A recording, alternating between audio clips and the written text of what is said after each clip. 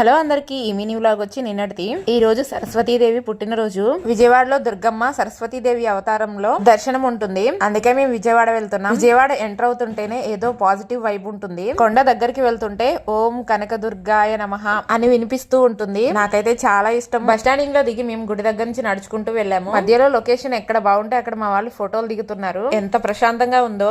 గుడి దగ్గరికి వచ్చేసరికి జనాలు మామూలుగా లేరు. ఈ రోజు దర్శనానికి చాలా టైం పడుతుంది. ఏమవుతుంది, అందరితో పాటే మనం కూడా ఈ రోజు దర్శనానికి ఇక్కడ దాకా రాగలిగాము. అదే గొప్ప విషయం. సెల్ ఫోన్స్ లోపలికి తీసుకువెళ్ళివరు.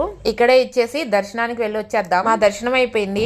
అమ్మవారు ఎంత చక్కగా ఉన్నారో. అంతేకాదండి, చిన్నపిల్లలకి, స్టూడెంట్స్ కి అమ్మవారికి పూజ చేసిన కుంకుమ, పెన్ను, చిన్న ఫోటో ఒకటి, చేతికి కంకణం ఇచ్చారు. వీడియో లాస్ట్ లో చూపిస్తాను. నేనైతే అనుకోకుండా వెళ్ళాను. ఇంటి దగ్గర బయలుదేరిన దగ్గర నుంచి నిదానంగా ప్రశాంతంగా చాలా బాగా వెళ్ళాము. భోజనం కూడా చేశాము. గుడి దగ్గర ఏర్పాట్లు అయితే చాలా బాగా చేశారు. లాస్ట్ లో చూపిస్తాను అన్నాను కదా. ఇవే. లైక్ చేయండి, సబ్స్క్రైబ్ చేసుకోండి.